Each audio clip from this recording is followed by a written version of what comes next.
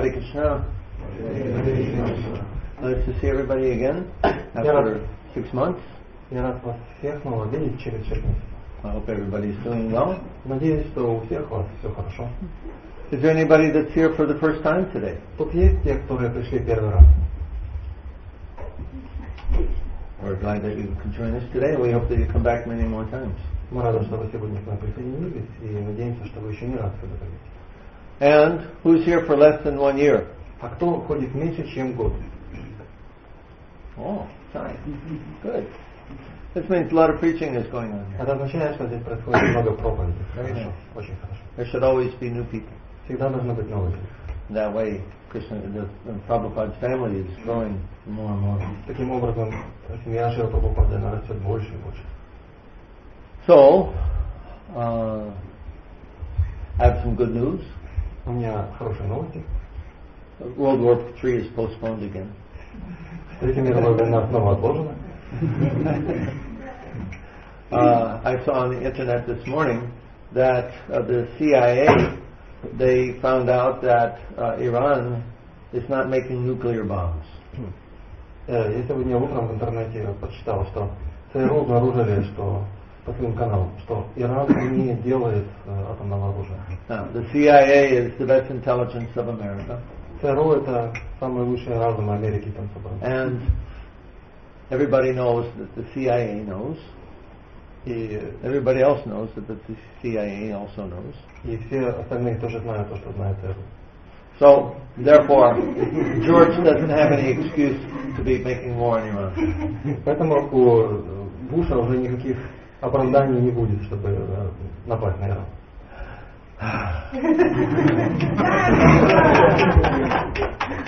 Okay, so for at least 6 months we don't have to worry. Хорошо, по крайней мере 6 месяцев нам не о чем горевать. But death is still coming. Но смерть все равно придет. Sooner or later. Рано или поздно. So get ready. Поэтому приготовьтесь. So, today let's talk about freedom. Давайте поговорим сегодня о свободе. Krishna talks about freedom in Bhagavad Gita. Кришна в Бхагавад-гите говорит о свободе. You have one? You need Bhagavad Gita. Бхагавад-гита. In the second chapter of Bhagavad Gita, Krishna talks about freedom. Во второй главе Бхагавад-гиты Кришна говорит о свободе.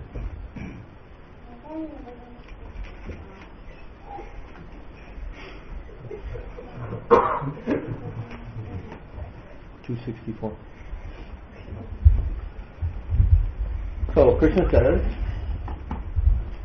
Ragadesha vimuktastu vishayan indriyascharan atmavaishya videyatma sadhanadikachati. 264. One who can control his senses by practicing the regulative principles of freedom can obtain the complete mercy of the Lord and thus become free from all attachment and aversion. Перевод. Тот, кто следует предписаниям шастр, освободился от привязанности и неприязни и держит свои чувства в узде, может в полной мере обрести милость Господа. Now Krishna makes a statement after talking about how we get in trouble. Кришна делает это утверждение, объясняя нам, каким образом мы попадаем в трудную ситуацию. There's a process by which we get in trouble in this material world. То есть в этом материальном мире существует процесс, следуя которому мы оказываемся в беде. And Krishna says that in the previous 2 verses. Кришна это объяснял в предыдущих 2 стихах. 262, Krishna says, while contemplating the objects of the senses, a person develops attachment for them, and from such attachment lust develops, and from lust anger arises. Он в 62 стихе говорил: созерцая объекты, приносящие наслаждение чувствам, человек развивает привязанность к ним. Из привязанности рождается вожделение, а из вожделения гнев. So, in this word, is it translated the word lust? Вожделение. And does it have 2 meanings in Russian also? Like in English we have lust meaning sex desire, but it also means strong, very strong desire. Mostly in Russian it's only sex. Okay, so is there some word that means very strong desire? I'll just say that very strong desire. Oh, okay. So, this word lust has actually 2 meanings. В английском языке слово lust имеет, то есть вожделение, имеет два смысла. One meaning is a noun and a different meaning as a verb in English. И один смысл это один существительное, а второй это глагол. Lust as a noun means generally sex desire. Как существительное слово lust является в связи с сексуальным желанием. But as a verb, this word means very strong desire, intense desire. Но если это слово употребляется как глагол, то оно означает очень сильное желание, очень интенсивное желание чего-либо. So in this sloka, this is actually what this word lust means. It means very strong desire, not just for sex, but for anything. Поэтому именно этот смысл здесь и присутствует в шлоке. То есть не только имеется в виду сексуальное желание, когда тут говорится о вожделении, но вообще любое сильное желание. And we develop that desire simply by thinking about those things. Это сильное желание в нас развивается просто благодаря тому, что мы думаем о чем-то. Oftentimes, of course, this happens in relationship to sex. Очень часто это происходит, когда мы имеем взаимоотношения полов. By allowing the mind to think about that person, Когда we мы become attracted to them. позволяем своему уму думать о другом человеке, то таким образом мы привлекаемся этим человеком. And when the mind becomes attached, then the strong desire develops. И когда ум уже привязывается, затем развивается сильное желание. And then it's very difficult after that to control the senses. И уже после этого контролировать свои чувства очень сложно. Krishna continues. Кришна продолжает. From anger, delusion rises, and from delusion, bewilderment of memory. When memory is bewildered, the intelligence is lost, and when the intelligence is lost, one falls down again into the material pool. Гнев порождает полное заблуждение, а заблуждение скрывает память. Вслед за памятью пропадает разум.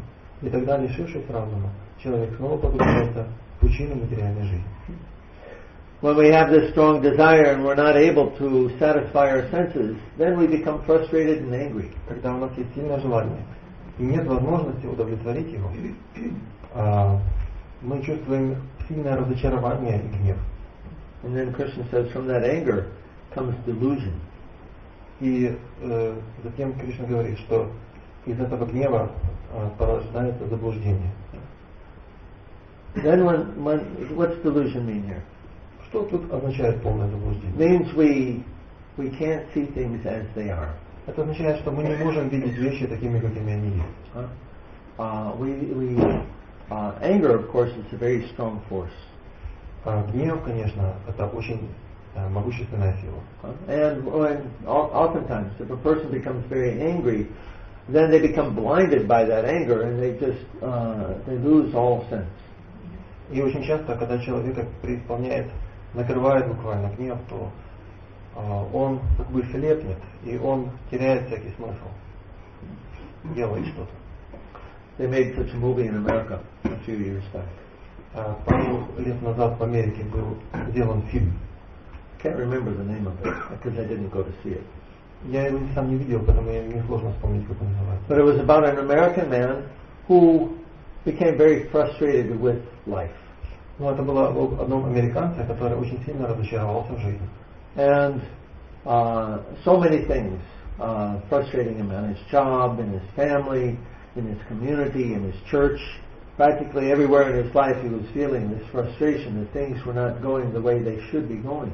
Его разочаровывало буквально все. И в семье, и на работе, и в общине, где он жил в том месте, и в церкви, буквально везде, во всех сферах его жизни, он чувствовал себя таким образом, очень сильно разочарованным, и что все происходит не так, как нужно. So he got his gun, and he went to start shooting all these people he was angry at. И он просто взял пистолет и пошел стрелять, расстреливать людей, на которых он злился.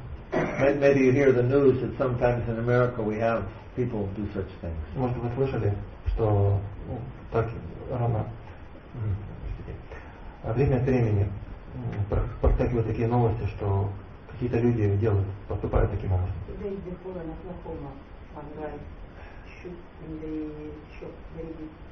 Here? Oh, when? Oklahoma. How long ago? 19 years old. How long ago? Что Фидель Кастро? Oh, recently. Yeah. Совсем недавно в Оклахома вошел человек в магазин и там открыл пальбу. Well, if a person does this when they're drunk, it's another thing. Если человек это делает, когда он просто пьяный, это другое дело. That's another kind of delusion. Это другая степень заблуждения. But unfortunately, we have these kind of events on a regular basis in America. К сожалению, в Америке это происходит очень так регулярно. Because this material life is frustrating. Почему? Потому что материальная жизнь, она разочаровывает. People are led to think that if I do everything right, if I become a good citizen and I try to do everything right, then I'll have a nice life and I'll be happy. Людям позволяют думать и верить в то, что если я буду всему следовать, все, что нужно делать, то просто быть хорошим человеком, так сказать, то я буду счастливым. But it doesn't always work like that. Но не всегда это работает. In any case, this anger leads to delusion, means madness. В любом случае, гнев, он влечет за собой заблуждение, что означает сумасшествие. And that then leads to bewilderment of memory. Затем это затмевает память. We forget who we are. И мы забываем, кто мы такие. We forget the purpose of life. Мы забываем цель жизни. And then we fall down again into the material pool. И затем мы снова падаем в пучину материальной жизни. So Krishna tells in the next sloka, the one we read, how to avoid such a situation. И Кришна в следующей шлоке описывает, каким образом можно избежать такой ситуации. And this is very important for us. И для нас это очень важно. How to avoid getting ourselves in difficulty. Как вести себя таким образом, чтобы избежать сложностей, чтобы не было плохо. Sometimes when we're becoming young adults, our parents, they try to teach us this about this. Часто, когда дети вырастают и становятся такими подростками, уже молодыми взрослыми людьми, их наставляют родители на этот счет. Your parents, they may look at who you're associating with. Может быть, родители смотрят, с кем вы общаетесь. And they think, oh, those boys you're associating with, they're not such good boys. И они думают, эти мальчики, с которыми общается наш сын, они не очень хорошие ребята. And they tell you don't associate with them. И говорят вам, не общайтесь, не водись с ними. Right, because the parents, with their intelligence, they can understand that people of a certain character, they have a tendency to do improper things. Почему? Потому что родители, у них есть разум и опыт, и они понимают, что люди с определенным характером склонны делать какие-то неправильные вещи. We don't, as young people, we haven't developed such intelligence. У нас, как молодых людей, такой разум еще не развился. So, in the same way, Krishna is guiding us. Таким же самым образом Кришна направляет нас. And he's explaining to us how not to get ourselves in trouble. И он нам объясняет, каким образом не попадать в проблемы. Because sometimes these troubles that we get ourselves into, they last for one lifetime or several lifetimes. Потому что иногда вот эти проблемы, которые мы сами себе создаем, они могут длиться целую жизнь или даже несколько жизней подряд. So therefore, Krishna says to practice the regulative principles of freedom. Поэтому Кришна говорит, что необходимо практиковать регулирующие принципы свободы. Now, what are these regulative principles? И что это за регулирующие принципы? They come to us, Prabhupada presents them to us as do-nots. Прабхупада нам представил их как то, что не надо делать. That is, things to avoid. То есть вещи, которых необходимо избегать. Illicit sex, Незаконный секс, intoxication, интоксикация, gambling, азартные игры and eating of meat. и также мясоедение. These, even though they are do-nots, they are restrictions, still Krishna calls them the regulative principles of freedom. Несмотря на то, что это вещи, которые делать не надо, это ограничения. Несмотря на все это, Кришна называет их регулирующими принципами свободы. And this is a little curious, isn't it? И это немного так, интересно, не правда ли? Because usually when we hear do not, do not, do not, do not, it means we're being restricted. Потому что обычно, если мы слышим не делай то, и не то, и не то, то это означает, что нас в чем-то ограничивают. So, that's not freedom, right? Так, это же не свобода, правда же? So why does Krishna say it like that? Почему же Кришна говорит таким образом? Because there's another understanding of freedom. Потому что другое понимание свободы. We think that if I can do anything that I want, then I'm free. Мы думаем, что если я могу делать все, что мне заблагорассудится, то это означает, что я свободен. So, let me drink, get drunk if I want. Поэтому, если я захочу напиться, я себе напьюсь. Let me sleep with any person that I want. Или залезу в постель к любому. Let me not be restricted in any way. Let me please my senses whenever they ask for Я something. не хочу себя никак ограничивать в своих чувствах, я хочу удовлетворять себя на полную катушку. And we're thinking that this is freedom. И мы думаем, что это и есть свобода. That I can do whatever I want and there's without any interference. Что я могу делать все, что я хочу, и чтобы никто мне не мешал, и ничто мне не мешало. Now, on the bodily platform, that may be, in fact, one way to define freedom. Может быть, это в какой-то степени можно назвать свободой, если смотреть на телесную, с точки зрения телесной концепции. But we're not the body. Но это не дела. Therefore, what's freedom from the body, for the body, may not be freedom for the soul. Поэтому то, что может быть свободой для тела, не будет свободой для души. And that's the case that Krishna speaks about here. И именно об этом и говорит Кришна здесь. That there's another measure of freedom. Есть другой Another way to measure freedom. Есть другой способ оценить свободу, измерить свободу. And that is consciousness. И это сознание. Now, in our experience, consciousness is who we are, isn't it? В нашем опыте сознание это есть то есть это мы сами, не правда ли? When we think of I, who do we think of? Когда мы говорим о я, то о чем мы думаем? We have a consciousness of self. У нас есть сознание себя. This concept of self actually takes place in our consciousness. Эта концепция я, она происходит в нашем сознании. And this consciousness is separate from the body. И это сознание отделено от тела. By engaging in these sinful activities, eating meat, taking intoxication, gambling, and illicit sex, by engaging in these activities, the consciousness becomes covered up. Занимаясь этой недозволенной деятельностью, то есть мясоедение, азартные игры, интоксикации и незаконный секс, это покрывает наше сознание. The consciousness becomes covered up to where the person practically has his awareness becomes more and more dull. Сознание становится все более и более покрытым, таким образом, что сознание постепенно становится все более и более тупым и невосприимчивым. Isn't it true? Не правда ли? If a person gets drunk, for example, what happens to their consciousness? Например, если человек напился и он пьян, то что делается с его сознанием? It gets smaller and smaller and smaller. Оно меньшается и меньшается. Such a person can't even be aware of what's going on around him. Человек даже может не имеет способности понимать, что происходит вокруг него. They may say things that stupid things that they don't mean, but they'll regret later on.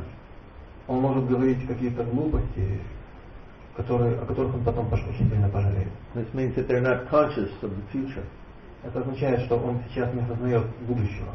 Same thing with the other sinful activities. И то же самое касается других греховных деятельностей. They have the way of making the consciousness more and more dull. Они влияют на сознание таким образом, что оно все более и более огрубляется и отупляется. So therefore, Krishna is here encouraging us to act in such a way so that we can expand the consciousness. Кришна нас здесь вдохновляет, чтобы мы действовали таким образом, чтобы сознание расширялось. This is actually the point of Krishna consciousness. И в этом и суть сознания Кришны. What does it mean, Krishna consciousness? Что означает сознавать Кришну? Что такое сознание Кришны? It means to be conscious of everything. Это означает осознавать все. To see, when we see everything that we see way behind what's simply at the surface, to see much, much more than simply what's at the surface. Видеть, быть способным видеть не просто поверхностные какие-то моменты, но видеть гораздо глубже. This is a good time for everybody to put their phones on buzz. Отличное время сейчас всем переключить мобильные телефоны на вибратор. Nobody else here has a phone? Ни у кого больше нет телефона? Переключи. Займите. Okay. Thank you. Спасибо. Was the last thing you said? You said that one can see not the surface but much deeper. Up to, Oh yeah. maybe up to. So the consciousness, the nature of consciousness is that it can expand or it can contract. Итак, природа сознания такова, что оно может как расширяться, так и сужаться. For example, a little bug, a little insect, his consciousness doesn't go very far. Например, небольшой жук. Его сознание не распространяется слишком далеко. You may see such a bug walking across your floor. Можно увидеть, что такое насекомое ползет по полу. And you can put your finger down maybe 1 inch in front of him. И можно поставить за 3 сантиметра от него палец. And he'll continue walking till he bumps into your finger. И он будет продолжать лезть, пока он в него не столкнется с пальцем. This means his consciousness does not go out that far. He has to actually contact it before he finds, oh, there's a problem, now I have to go around. Это означает, что его сознание даже не простирается на 3 сантиметра. Что он вначале должен удариться в что-то, потом понять, ага, это препятствие, и войти. We see some people drive their cars like this too. Мы иногда видим, как некоторые водители водят машины такими. There's a car in front, and they go right up, almost touching him, and then they say, oh, okay, now I have to go around. Нет машины, и он практически в нее не врезается сзади, потом видит, нет машины все-таки. В сантиметре он сворачивает и ездит. So, consciousness can expand or it can contract. Итак, сознание, оно может как расширяться, так и сужаться. In certain forms of life, the consciousness is very contracted. В определенных формах жизни сознание очень сильно сжато. For example, a living entity in a tree body. Например, живое существо, у которого тело дерева. Devotee once asked Prabhupada, do trees have any consciousness? Do they feel anything? Однажды преданный спросил Прабхупаду, а у деревьев вообще есть сознание, они что-то чувствуют? He said, yes, they are only conscious of some pain. И он сказал, да, но они только могут чувствовать боль. So, other forms of life, the consciousness is very covered up. Другие формы сознания, у них сознание очень сильно покрыто. One can take body as like a stone, for example. Допустим, кто-то может иметь тело камня. Yeah, such a body is, or one can have the body of a mountain. Или у кого-то может быть тело горы. These forms of life are very, very dense, very covered up. Эти формы жизни, они очень-очень сильно плотные и очень сильно покрыты сознанием. And as we go through the 8,400,000 different species of life, what these changes of body, what this does is give us opportunity to experience different consciousness. И вот, глядя на это разнообразие форм жизни, 8 миллионов 400 тысяч жизней, 400 тысяч форм, что предоставляет, какую возможность предоставляют эти разные формы? Они предоставляют нам возможность испытывать разные состояния сознания. And particularly for human life, there's 400,000 different species of humans. А в особенности, что касается людей, человеческих существ есть 400 тысяч типов. Now, we look around the planet, we don't see that. Мы смотрим на нашей планете, мы этого не видим. Where's 400,000? Где 400 тысяч? There's different kinds. They don't all live on the earth. Есть разные, и они не все живут здесь внизу. But 400,000 different species of humans mean there's 400,000 different levels of consciousness.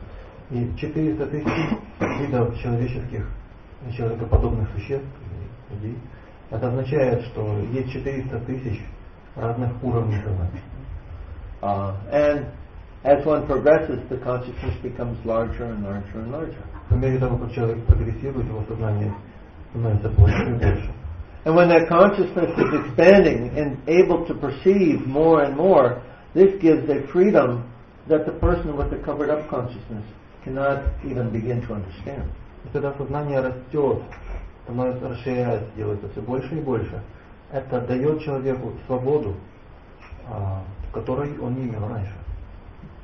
So this is what it means, regulative principles of freedom. Вот поэтому они называются регулирующие принципы свободы.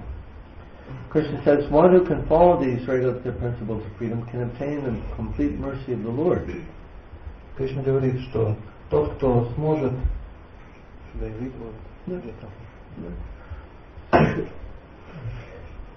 тот, кто держит свои чувства в узде, может в полной мере обрести милость Господа. And then become free from all attachment and aversion. И затем он может освободиться от всех привязанностей и неприязни. Being free from attachment and aversion, this means coming to the spiritual platform. Освободиться от привязанности и от неприязни, это означает, что человек поднимается до уровня духовной платформы. Because until one can actually control their senses, they cannot actually come to the threshold, the beginning of spiritual life. Потому что до тех пор, пока человек не может контролировать свои чувства, он не может прийти даже к началу духовной жизни. This attachment and aversion, this is another way of saying duality. Это привязанность и неприязнь, это один из способов указания двойственности. Duality means I like something and I don't like other things. Двойственность означает, мне нравится что-то, а что-то другое мне не нравится. In the winter we like hot, we don't like cold. In the summer we like cold, we don't like hot. Зимой нам нравится горячее и не нравится холодное, а летом наоборот. This is duality. Вот это двойственность. And this duality comes from our desire to enjoy this material world. Эта двойственность проистекает из нашего желания наслаждаться этим миром.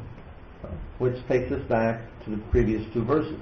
Что возвращает нас к двум предыдущим стихам. I want to enjoy this world. Я хочу наслаждаться этим миром. And how do I enjoy it? И как мне наслаждаться? Through my senses. Через свои чувства. And therefore one meditates on the objects of the senses. Поэтому человек начинает медитировать на объекты чувств. One wants to bring his senses in contact with those objects. Человек хочет войти в соприкосновение своими чувствами с этими объектами. So here we go, we stay in duality in this way. И вот мы здесь, мы находимся в двойственности. This one is good, that one is bad. Это хорошо, а это плохо. I like this, I don't like that. Мне нравится это, и мне не нравится то. And as long as we continue to function on that level, we cannot even begin to approach the spiritual level, spiritual platform. До тех пор, пока мы будем находиться на этом уровне, мы даже не сможем приблизиться к духовной платформе. This kind of sense gratification, then, we can understand is like a prison. И мы понимаем, что такое чувственное наслаждение является собой что-то наподобие тюрьмы. In a prison, what do? They lock everybody up, right? Что делают в тюрьме? Просто всех закрывают, не дают никому выйти. So this material world is also a prison house. И этот материальный мир тоже большая тюрьма. Well, all the people here are locked up. И все люди здесь замкнуты. Because they have to come back again and again and again. Потому что им снова и снова и снова приходится приходить и возвращаться сюда. The prison house is so wonderful. Krishna created such a wonderful prison house. It doesn't require bars. Это Bars. You know those bars in the prison? Those steel things. Those are called bars. Эта тюрьма, которую создал Кришна, она настолько замечательная, что тут даже не нужна колючая проволока. Yeah. We're in prison, but we think we're free. Мы находимся в тюрьме, но мы думаем, что мы свободны. That's the nature of this material world. Но это такова природа этого материального мира. I think I'm free, but that's illusion. Я думаю, что я свободен, но это иллюзия. And real freedom comes when I begin to restrict my senses and control them by practicing these regulative principles. И настоящая свобода приходит, когда мы начинаем ограничивать свои чувства и контролировать их, практикуя регулирующие принципы свободы. Now, so by controlling the senses and practicing these regulative principles, we come to what's called the Brahma-bhuta position. Итак, контролируя свои чувства, мы приходим на уровень Брахма-бhuta. You know the shloka, Brahma-bhuta prasanatma nasochiti nakanksiti savasarveshu bhuteshu mad bhaktyam labhate param. One who is thus transcendently situated at once comes to the level of Brahman, 1854. At once comes to the level of Brahman.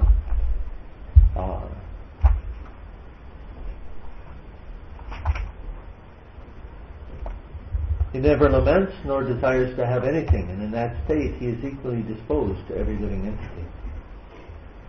Перевод. Тот, кто находится в этом трансцендентном состоянии, сразу постигает Верховный Брахман и исполняется радостью. Он никогда не скорбит и ничего не желает. Он одинаково расположен ко всем живым существам. Достигнув этого состояния, человек обретает чистое преданное служение. This is the same position that Krishna is describing here in the second chapter. Это то же самое положение, которое Кришна описывает здесь во второй главе. In the 18th chapter he says he never laments nor desires to have anything. И в 18 главе он тоже говорит, который ни о чем не скорбит и ничего не желает. And that's the same way as in the second chapter Krishna says one is free from attachment and aversion. Это то же самое, то есть, что, как Кришна говорит во второй главе, что человек свободен от привязанности и неприязни. And elsewhere in Bhagavad Gita, Prabhupada explains that this Brahma-bhuta position, this is the beginning of spiritual life. И Прабхупада в Бхагавад-гите объясняет, что уровень Брахма-бhuты – это начало духовной жизни. That means the beginning of pure devotional. Это означает начало чистого преданного служения. Therefore, understanding this, we should be very eager, understanding this, we should know that to become spiritually advanced means I must practice these regulative principles. Поэтому, понимая это, мы должны очень сильно желать. Understanding this means that one should then become very eager to practice these regulative principles so that he can make spiritual advancement. Для того, чтобы духовно прогрессировать, человек должен следовать этим регулирующим принципам свободы, о которых говорилось. Именно это здесь имеется в виду. Now, in our early stages of Krishna consciousness, we may think of it as restriction. На наших ранних стадиях развития сознания Кришны мы можем думать об этих вещах как об ограничениях. It's hard for us to give up those habits sometimes. Иногда нам сложно отказаться от этих привычек.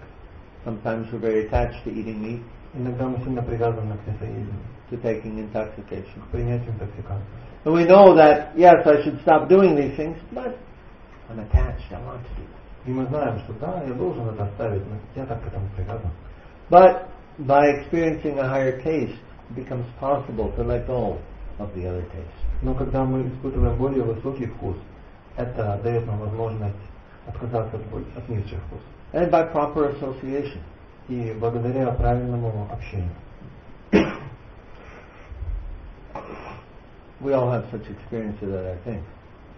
Я думаю, что у всех у нас есть такое выражение. I think maybe I told you my story when I was just coming to Krishna consciousness. Вернее, не выражение, такой опыт. Кажется, я вам рассказывал о том, как About I used to go skydiving. Кажется, я вам рассказывал о том, как я прыгал с парашютом. And that was my favorite sport. Это был мой любимый вид спорта. I enjoyed that. Я наслаждался. And the devotees, they told me, this is frivolous activity, you should give this up. И преданные говорили, ты должен это все оставить. But I said, no, Prabhupada didn't say to give anything up. Но я говорил, нет, Прабхупада же не говорит, что мы что-то должны оставлять. See, I read Prabhupada's books. Видите, я читал книги Прабхупады. And so when the devotees told me to give it up, I said, no, Prabhupada doesn't say that. Поэтому, когда преданные говорили мне, чтобы я это оставил, я говорил, нет, Прабхупада здесь такого не говорил. Prabhupada says, you just add this chanting of Hare Krishna. Прабхупада сказал, просто добавьте воспевание Харе Кришна. And by experiencing a higher taste, the lower taste goes away. И когда вы будете ощущать более высокий вкус, низший уйдет. And that's what I experienced. И это то, что я и испытал. I continued to chant, and after some time, I didn't want to do that activity anymore. Я продолжал воспевать, и потом через какое-то время Мне уже совершенно не хотелось прыгать. Then at that point there was nothing to give up. И к тому моменту уже нечего было отказываться. I simply walked away from it. Я просто отошел от этой деятельности. So, by experiencing a higher taste, then one can easily give up these other things. Испытывая более высокий вкус, человек может легко отказаться от низших вещей. And that higher taste comes from association. И более высокий вкус, он приходит к нам через общение. Association with Krishna by chanting His holy name. Общение с Кришной, когда мы воспеваем Его святое имя. And associating with Krishna's wonderful devotees. И также общаясь с замечательными преданными Кришны. Devotees are so wonderful that by staying in their association, one doesn't want to do sinful activities anymore. Преданные настолько замечательные, что просто находясь в их обществе, человеку просто не хочется совершать какую-то греховную деятельность. And then very easily one can let those undesirable things go. И очень просто человек может отказаться от всех этих нежелательных. But we have to be careful to keep good association. Но мы должны быть внимательными, мы должны поддерживать хорошее общение. Because if we continue to associate with people who are drunkards or woman hunters, then it becomes very difficult or even impossible to change. Потому что если мы будем продолжать общаться с пьяницами, с теми, которые там, охотятся за женщинами, то отказаться будет от плохих привычек нам будет, может быть, очень сложно, а скорее всего вообще невозможно.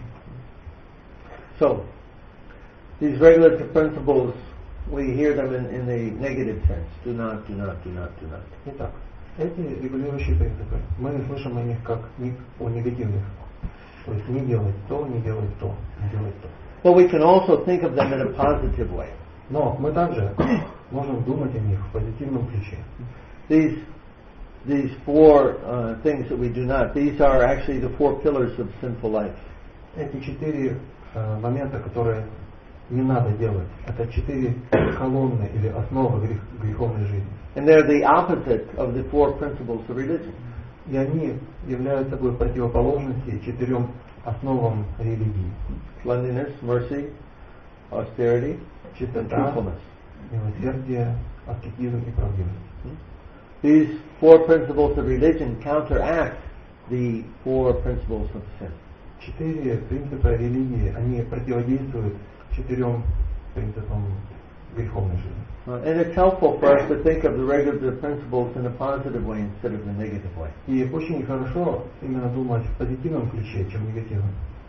For example, mercy. Например, милосердие. Now, for those who are initiated, this has a particular minimum of not eating meat, fish or eggs. Для тех, кто инициированы, присутствует определенный минимум, которого они должны придерживаться, то есть не есть мясо, рыбы и яиц. And we may think that, yes, I don't eat meat anymore, therefore I am following this principle. И мы можем думать, ну все, я уже не ем мясо, рыбу, яйца, поэтому я следую принципу. But if one thinks about it in its positive sense of mercy, there's practically speaking no upper limit. One can continue to find more and more ways to be merciful to other living beings. Но если человек будет думать в позитивном ключе, если он будет думать об этом как о принципе милосердия, то фактически говоря, нету какой-то верхней границы. Человек может находить способы быть все более и более милосердным. So it's not just a minimum that we do, but then we can find increasing ways to be merciful. Поэтому речь идет не о минимуме, который мы можем делать, но о увеличивании этого милосердия. For example, violence means to impede the spiritual development of another living being. Например, насилие означает вторгаться в процесс духовного развития другого духовного существа, другого живого существа. And so, violence. This is also the opposite of mercy. И насилие, оно также является противоположностью милосердия. There's one reason why eating meat is sinful, because it impedes the progressive development of that animal whose body you're going to eat. Есть одна из причин, по которым мясоедение является насилием, Потому что когда мы забираем у животного существа тело, мы не позволяем ему естественным образом прогрессировать. Because living entity has a destiny, has a certain amount of time that he must stay in a particular body. Потому что у живого существа есть своя судьба. Ему отмерено определенное время, которое живое существо должно провести в этом конкретном теле. And if they're killed in an untimely way, then they must again take birth in that same species of life to fulfill their destiny or their karma in that body.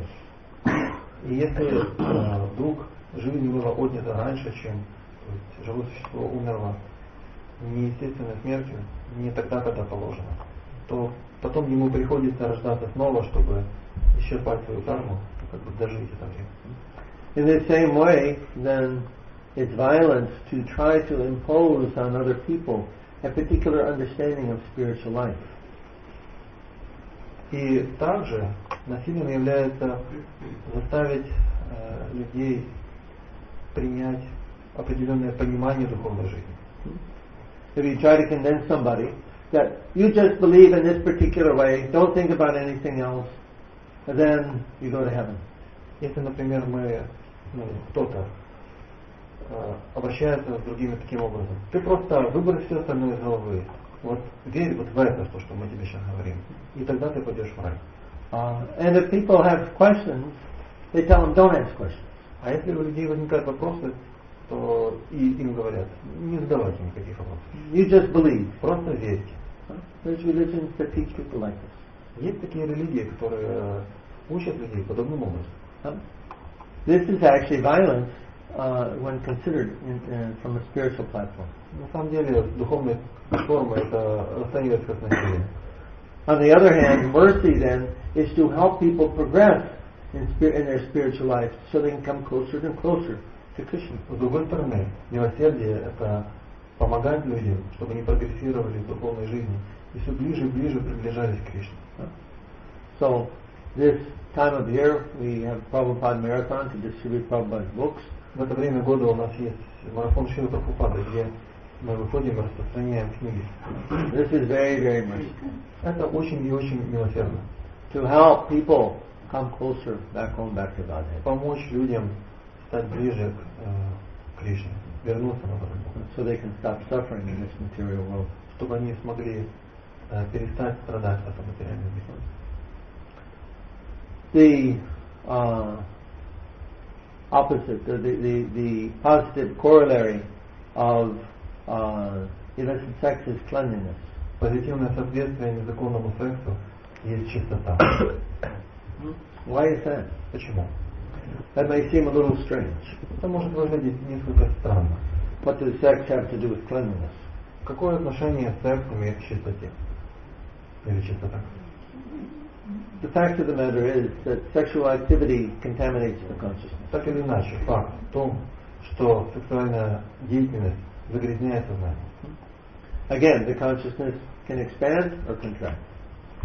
И опять-таки, сознание может как расширяться, так и сжиматься, суживаться. In sexual activity, anybody has experience knows that the consciousness becomes very small. И люди, занимающиеся сексуальной деятельностью, могут подтвердить, что в этот момент сознание очень сильно сужается, становится очень маленьким. Not only that, but that activity conditions us to the bodily conception of life. И не только это. Эта деятельность нас обуславливает она нас обуславливает в телесной концепции жизни. So the consciousness becomes polluted. Таким образом, сознание оскверняется. And what we do externally is a reflection of the consciousness. И то, что мы делаем внешним образом, является отражением нашего сознания. So if we pollute the consciousness by sexual activity, then our other habits become dirty also. Если мы загрязняем свое сознание сексуальной деятельностью, то все наши другие привычки и поведения становятся грязными. Gambling is the antithesis of truthfulness. азартная игра является антитезой правдивости. Because when one is gambling, one wants to try to get something for nothing. Потому что когда человек играет в азартную игру, у него есть желание получить что-то, причем из ничего. Instead of going to work and working, we gamble with the idea that I will simply spend a little bit of time, a little bit of money, and I will get much more in return. Вместо того, чтобы вкладывать свой труд, что-то делать и потом получить за это вознаграждение, человек думает, нет, я лучше потрачу немножечко денег, немножечко времени, и я надеюсь, что я взамен получу гораздо больше. And of course, in such activities, people are inclined to cheat if they can. Конечно же, занимаясь этой деятельностью, люди очень склонны обманывать, если они могут это делать. Because gambling leads to a cheating mentality. Азартная игра, участие в азартных играх ведет к тому, что у человека развивается ментальность, склонность обманывать. And this cheating mentality then extends to all the other areas of life. Эта склонность к обману, она проникает во все остальные сферы жизни человека. Let me give you a simple example of that. Я вам сейчас приведу простой пример. I know one devotee, he would go to the supermarket and they have the bulk bins, and sometimes he would get peanuts, but inside the peanuts he would put more expensive cashews and put the label for peanuts. Я знал одного преданного, который ходил в супермаркет, и там была возможность набирать себе орешки разных видов. И что он делал? Набирал арахис и еще внутрь помещал кешью, которых не было видно. Делал наклейку, что это все арахис. In America we don't have a clerk that stays there by that bin. Rather you put your own tag on it and then you go pay for it later. В Америке нету человека, который следит за этим процессом. Просто покупатель сам насыпает себе орешки, приклеивает определенную наклейку и потом идет рассчитывать.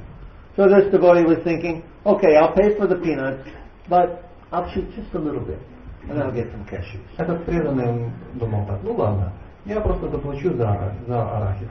Я совсем немножечко обманул, и еще и кешью получу.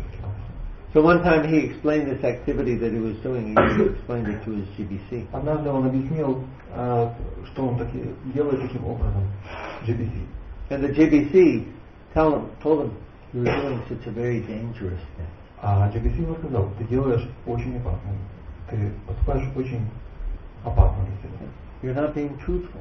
Ты неправдив.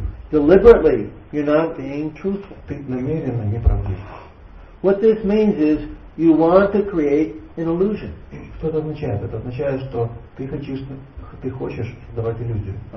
And the result of doing that is that one gradually becomes more and more and more an illusion. И как результат такой деятельности будет то, что человек будет все больше и больше погружаться в иллюзию. And you can come to the point where you can no longer distinguish the truth from illusion. И ты, в конце концов, придешь к такому моменту, когда ты уже не будешь способен отличить правду от иллюзий. It's a fact. There's many people like that. И это факт. Есть очень много подобных людей. They have no way of understanding what is right and what is wrong. У них нет вообще никакой возможности отличить, что правильно, а что неправильно. In psychology terms, they call this psychopath. В психологии их называют термином психопатом. Is it the same thing?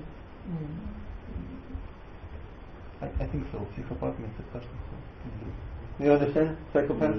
Правильно, да? Yeah. So, persons who have this condition, they have no ability, they can't even understand what is right and what is wrong. И человек, психопат, у него даже нет возможности понять, что правильно, что неправильно. I read a few books about psychopaths some years ago. Несколько лет назад я прочитал несколько книг о психопатах. I was trying to understand in more detail the nature of the demonic mentality. Я пытался понять более глубоко природу демонической ментальности. And there is one psychologist, he wrote a very interesting, one psychologist, he was wondering, how do people come to this condition? И один психолог, он был заинтересован понять, как же люди докатились до такого состояния. And by studying many psychopaths, he came to a very interesting conclusion. И изучая многих психопатов, он пришел к очень интересным выводам. Said that a person comes to that stage of consciousness by continually making the wrong choice again and again and again and again. Он пришел к выводу, что человек приходит к такому состоянию сознания, становится психопатом, когда он делает неправильный выбор снова и снова. So, whenever we choose not to be truthful, we're making that choice for illusion. Поэтому, когда бы мы не делали выбор не быть правдивым, но мы делаем таким образом шаг в сторону иллюзии. And this regulative principle, we should think of it as truthfulness and not simply gambling. И что касается этого регулирующего принципа, то есть не играть в азартные игры, мы должны думать о нем не просто не играть в азартные игры, но также быть правдивым. Certainly if this devotee had been thinking of the regulative principles in that way, he would not have been mixing cashews and peanuts to begin with. Если бы человек, если бы этот преданный думал об этом как о правдивости, он бы точно не стал подмешивать орешки. Which one did we do? Intoxication? Yeah, intoxication. So one other one, the intoxication. Еще один принцип – это интоксикация. And the opposite of this is austerity. И противоположность интоксикации есть аскетизм. Austerity means that we deny the senses a little bit. Аскетизм означает, что мы немножко не обращаем внимания на свои чувства. Отвергаем. That we restrict our senses in some way. Мы каким-то образом ограничиваем свои чувства. And that's one way to think about it. И это один из способов, как можно думать об этом. But Krishna speaks about austerities of the senses, mind, and intelligence toward the end of Bhagavad Gita. Но в конце Бхагавад-гиты Кришна говорит об аскезах ума, речи и поступков. In 17th or 18th chapter.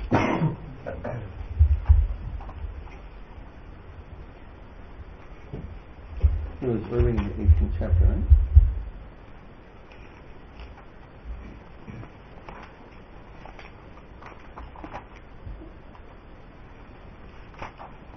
I took my book now. Early in the 17th chapter.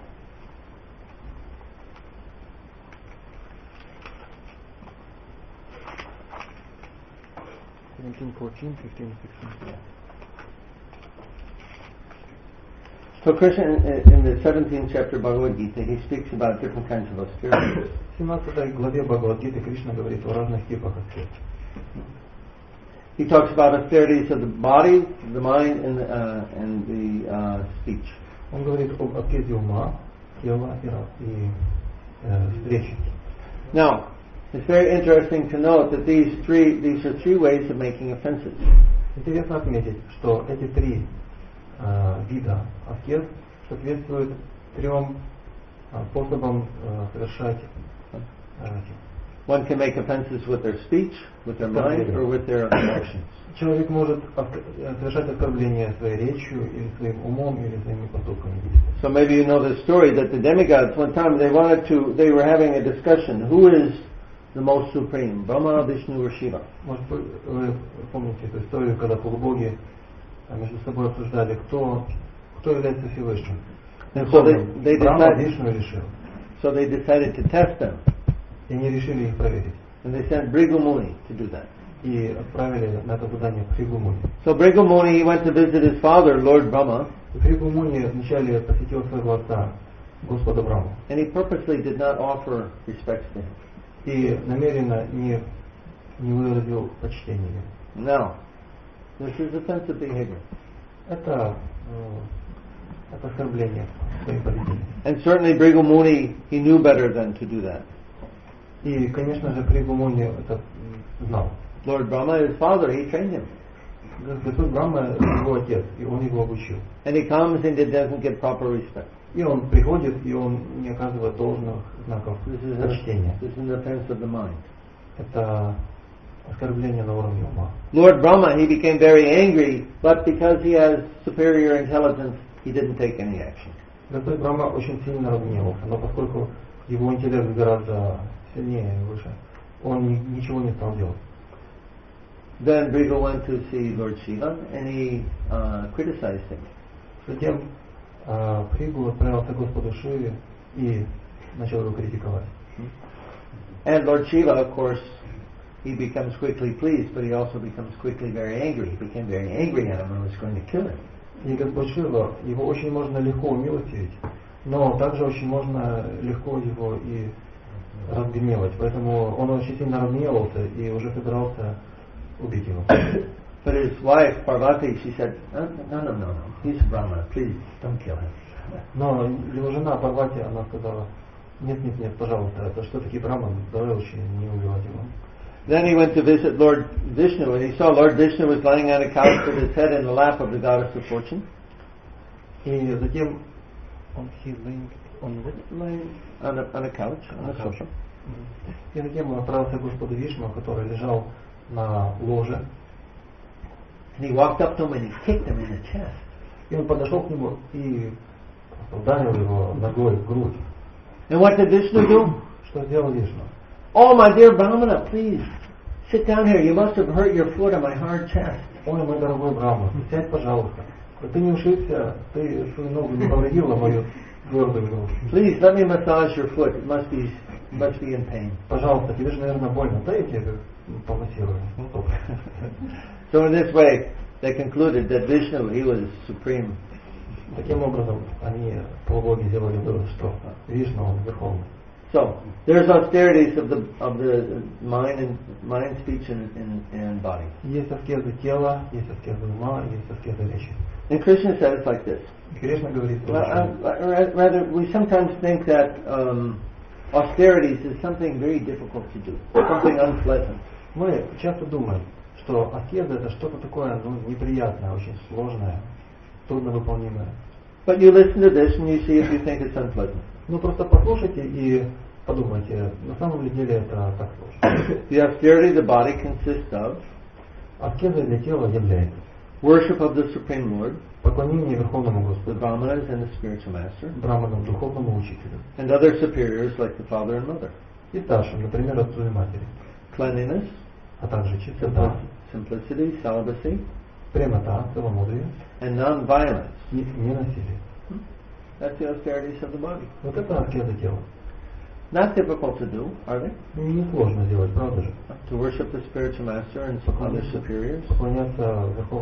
Поклоняться духовному учителю и также другим старшим. To be clean, Быть чистым, celibate, быть целомудренным, non-violent. не насилие, не причинять насилия. But those are austerities. Но все это считается как аскеза.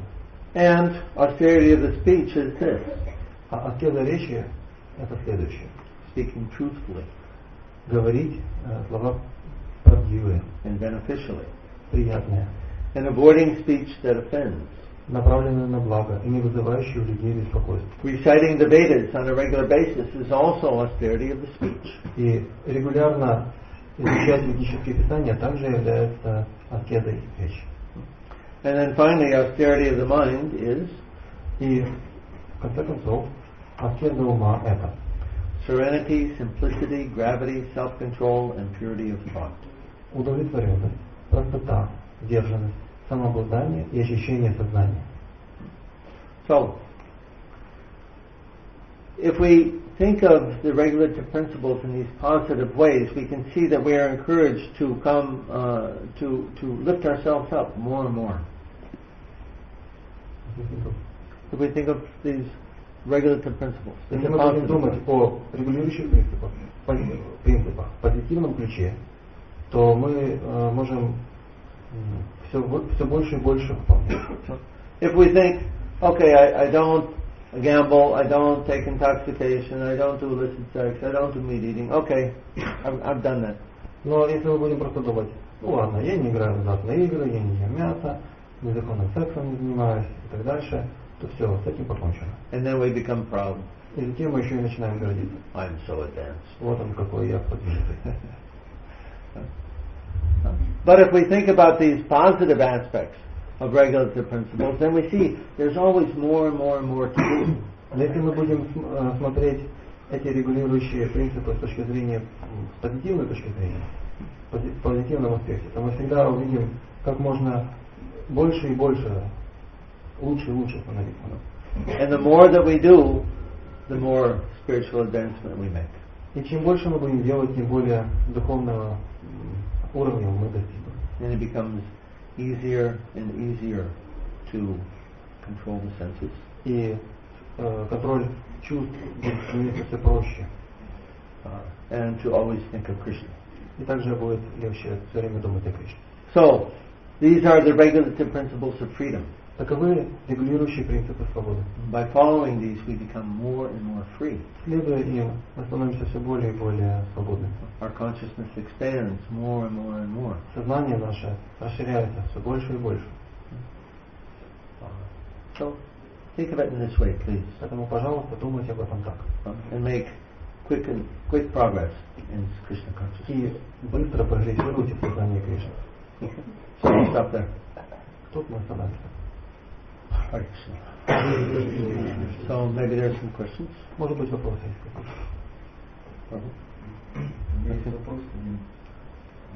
Вот сейчас в Бхагавад-гите было цитата, что аскеза речи, аскеза тела является говорить красивые вещи, приятные речи. А как бывает, что иногда нужно говорить правду людям, как вот сказать правду так, чтобы было приятно, допустим, там, не есть мясо, не нравится, но сказать так красиво, чтобы одновременно это повлияло на сознание и в то же самое время сказать правду, которая неприятна. Did everybody hear the question? Did you hear the question, Rebecca? Всем слышно был вопрос? Да. Okay. The question is, so it said that we need to say nicely, nice words. Avoiding speech that offends. Yes, but if we want to say the truth, for example, don't eat meat, that would not be so nice to. So how from one side to say the truth, beneficial, but from another side not to hurt people. In English we have a saying that it's not so much what you say, it's how you say it. На английском есть такое выражение, что не так важно, что вы говорите, важно, как вы это говорите. So, how many ways can you say don't eat meat? Итак, какими способами можно сказать не ешьте мясо? There's many. Есть много способов. You can say, again, instead of the negative, you can say the positive. И опять-таки, вместо того, чтобы говорить в негативном аспекте, можно говорить в позитивном. You say, please be merciful to this living being. Вы можете сказать, пожалуйста, будьте милосердны к этим живым существам. When we say don't to somebody, if they're doing it and we say you shouldn't do that, it puts them in a position of feeling like they're being wrong. Если мы говорим кому-то не делает чего-то, что они делают, то человек начинает чувствовать, что он поступает неправильно сейчас. And naturally people want to defend themselves. No, I'm not. Образом у людей возникает желание себя защитить. И они начинают оправдываться или еще что-то. Not a false ego. They want to think that they're right. И исходя из своего ложного эго, они считают, что они правы. So we don't accuse them of being wrong. Поэтому мы их не обвиняем в том, что они неправы. We offer instead a different way of understanding. Вместо этого мы им предлагаем другой способ понимания вещей. Maybe you grew up in a village. Может быть, вы выросли в селе, You saw cows every day going to graves. и вы видели коров, которые пасутся каждый день. I'm saying if you're speaking to somebody. Это вот так, например, если вы так говорите кому-то. And you see that they have senses. И вы видите, у них есть чувства. They're seeing, smelling, Они eating. нюхают, они едят, они видят. We also do the same thing. Мы тоже делаем то же самое. They're sentient beings, we're sentient beings. Они живые существа с чувствами, и мы тоже живые существа с чувствами. We can feel pain, they can feel pain. Мы можем чувствовать боль, и они тоже могут чувствовать боль.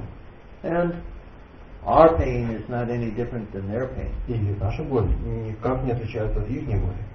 Can you understand that? Вы это можете понять? Does that make sense to you? Как вам? Оно вообще имеет смысл? Like that. Вот так можно сказать. So there's different ways we can say things, and we have to think about how to say the truth in a way that doesn't offend. Итак, можно по-разному сказать любую вещь. И мы должны подумать о том, как сказать правду, при этом we can find way to. There's many different ways to say things. And we can find a way to say things in a way that doesn't offend people. То есть сказать правду, при этом не оскорбить человека. Then this also depends on your position as well, your position in society. Также это зависит от вашего положения в обществе. If you're in a position of authority, it's your duty to see what is wrong and to correct the situation. Если вы находитесь в положении авторитета, то это ваш долг исправить ситуацию и сказать. To call a thief, for example, is not to criticize them. Например, называть вора вором, это не является, это не то, что вы его критикуете. Oh, you hurt my feelings. You called me a thief. О, ты так разбил мое сердце, ты назвал меня вором. This is what they're doing in America now. Так сейчас они поступают в Америке. This is called politically correct. Это называется быть политкорректным. Do you have this yet here? Politically correct? Есть тут такое? Да? Есть? No? Oh, watch out. Остерегайтесь. When it starts coming, it's going to change everything.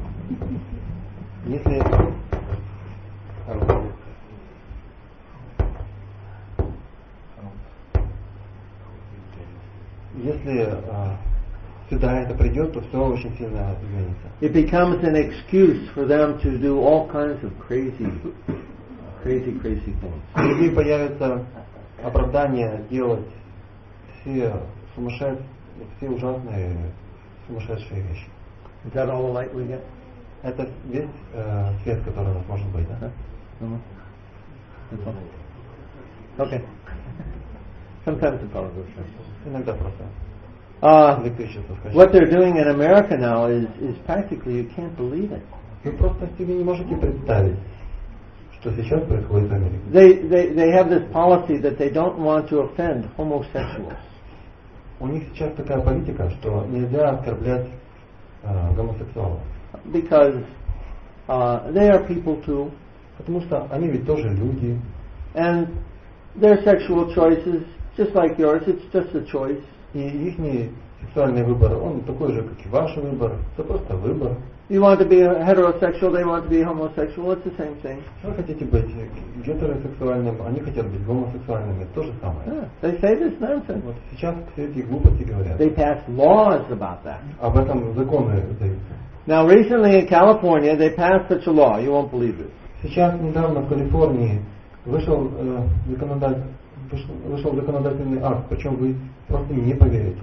That if a man thinks himself to be a woman and he wants to use the ladies' bathroom, he can go and use the ladies' bathroom. Если мужчина считает себя женщиной, и он хочет пойти исправить свои нужды в женский туалет, то он это может сделать. It's true. Это правда. Or some girl thinks that she's a man, she can go and use the men's bathroom. Или какая-нибудь девица подумает, что она может. They made a law like that. Она может себе спокойно зайти в мужской туалет. И это на законодательном уровне. This is how crazy it's become. Вот до такого сумасшествия все доходит. Then in the school, they have to teach the children that homosexual is okay. Затем в школах там обучают детей, что гомосексуализм это все нормально.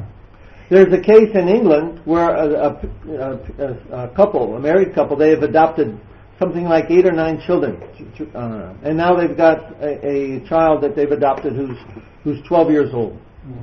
Был один случай в Великобритании. Там односемейная пара усыновляла детей, и она их уже 7 или 8 детей усыновила, и хотела усыновить еще одного 12-летнего. And the government of England requires them to teach their child, this adopted child, that homosexuality is okay, maybe even nice. И правительство Англии потребовало, чтобы родители учили этого ребенка тому, что гомосексуализм это все окей, может даже и лучше. And they refused to do that. А они отказались это делать. So the government took their child away from them. И представляете, правительство забрало у них ребенка. No, this kind of craziness is going on. Вот такой дурдом происходит.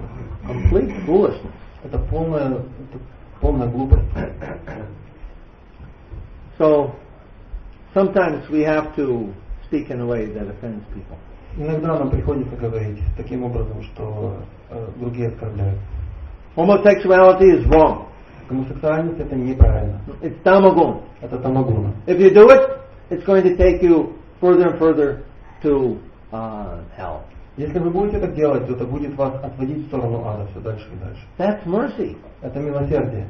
Because you're trying to help that person from becoming in a painful situation. Потому что вы пытаетесь помочь человеку, чтобы он не попал потом в очень болезненную для него ситуацию.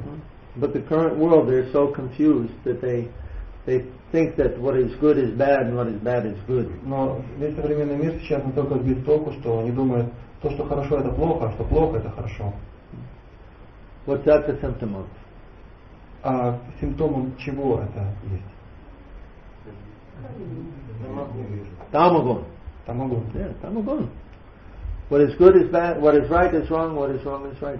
Что правильно, это неправильно, а неправильно, это правильно. So a person does, when a person under the influence of tamagun, they always act against their own interests. Человек, находящийся под влиянием тамагуны, всегда действует против своих собственных интересов. So, depends on one's position in society. Так что также зависит от положения, в котором вы находитесь в обществе. What else? Что еще?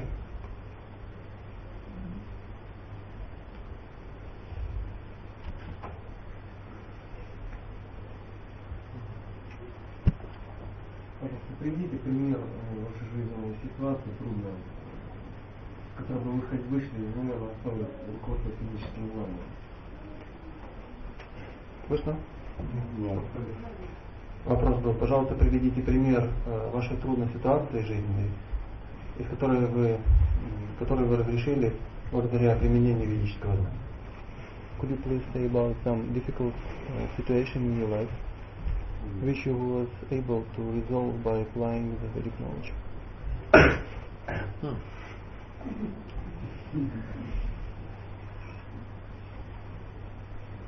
Okay. Хорошо. Conquering over sex life. Победа над сексуальной жизнью. This is not an easy thing to do. Это непростая вещь. For me, like most other people. Для меня, как и для большинства других людей. And I struggled with that for a long time. Я боролся с этим на протяжении долгого времени. And then finally I understood one important thing. И в конце концов я понял очень одну важную вещь. That I didn't actually desire to stop sex life. На самом деле я не желал прекратить сексуальную жизнь. And I thought, until I have that desire, how can it happen? И я подумал, но до тех пор, пока есть это желание, то как я могу отказаться? I was trying to avoid it, but I didn't decide that I want to stop it. Я пытался избегать этого, но я не принял решение, что я хочу ее прекратить. So when I understood that, I did research in Prabhupada's books. И когда я это понял, я провел такое исследование по книгам Шрилы Прабхупады. What does Prabhupada say? How to conquer over sex desire? Что Прабхупада говорит? Как можно обуздать свое сексуальное желание? And there's two things that he says repeatedly. И есть два момента, которые он повторяет, говорит несколько раз. One, he says that for a grahastha cannot control sex desire unless he worships the deity. Первый момент. Прабхупада говорит, что грехастха не может контролировать свою сексуальную активность, если он не поклоняется божествам. So this means everybody should worship the deity. Это означает, что каждый должен поклоняться божествам. Grahastha or not. Грехастха или нет. And it doesn't mean that, oh, my wife, she takes care of the deities, so I'm covered on that. И не надо думать, что моя жена заботится о божествах, поэтому тут все нормально. No, it means we should all worship the deity. Нет, именно чтобы каждый человек. And by that association with the deity, this gives us protection. И когда человек общается, имеет общение с божеством, то это защищает его, он получает защиту. And then the second thing Prabhupada says in that regard is that one who wants to conquer sex life must take shelter of the lotus feet of Lord Krishna. И также второе, что говорил Прабхупада на этот счет, он говорил, что человек, который хочет победить, обуздать свою сексуальную жизнь, он должен принять прибежище у лотосных стоп Кришны. So that's what I did. Это то, что я делал. I made a decision that I want to conquer. I want to stop sex desire. Я принял решение, что все, я хочу остановить у себя это сексуальное желание. I wasn't able to actually make that decision completely all at once. За один раз мне не удалось вот так вот полностью принять такое решение. So I had to desire to conquer over sex. Поэтому мне вначале нужно было захотеть, чтобы захотеть, That's where I started. чтобы преодолеть эту сексуальную жизнь. And after a while, I Так и did значит. develop the desire to conquer over sex life. Через некоторое время во мне развилось желание преодолеть. And the technique that I used is this. И техника, которую я использовал, была следующая. Whenever some thought of sex enjoyment would come in my mind, I would immediately think of Lord Krishna's lotus feet. Когда бы какая-либо мысль о сексуальном наслаждении не пришла в мой ум, я сразу же думал о лотосных стопах. Just like here, I'm looking at Madhava. Как, например, я сейчас смотрю на Мадхаву. And so I would look and see if there's a picture of Krishna, and if there was, I'd look at his lotus feet and I'd picture putting my head right on Krishna's И lotus таким feet. же образом, просто если это происходило, то я сразу же искал изображение Кришны, смотрел на его стопы и представлял, что моя голова прямо под этими стопами. And I would pray to Krishna, please protect me from this sinful desire. И я молился Кришне, пожалуйста, защити меня от этого греховного желания. This worked very well for me. Для меня это очень хорошо работало. And I still use that method. Я до сих пор использую этот метод. I always take shelter of Krishna's lotus feet. Я всегда принимаю прибежище у лотосных стоп Кришны. And it's very, very effective. И это очень и очень эффективно. So, there's an example for you. Вот пример.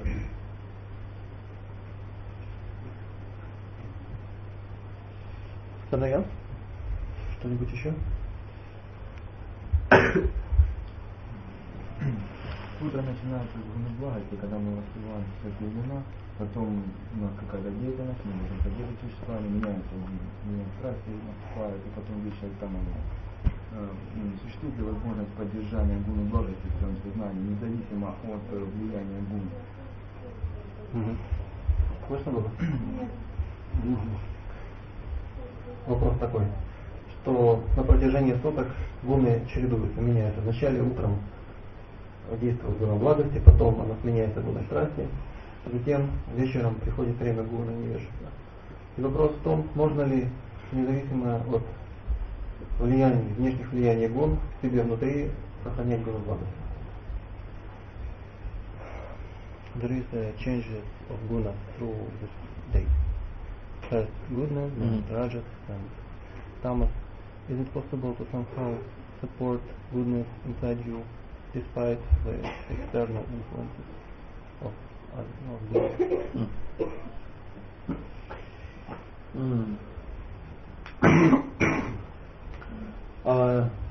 The better thing is that we don't try to fight this, but we work with the natural order of the universe. Лучше всего, если бы мы не сражались с этим, но работали, действовали в соответствии с естественным порядком во Вселенной. So, for example, we sleep during Tamagun. Например, мы спим во время тамагуна, And we get up at Sattvagun. а просыпаемся, когда саттвагуна проявляется. We eat foods that are Sattvagun, not Tamagun.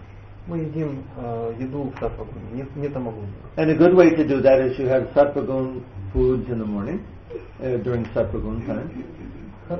И хорошо поступать так. Есть сатвическую еду утром.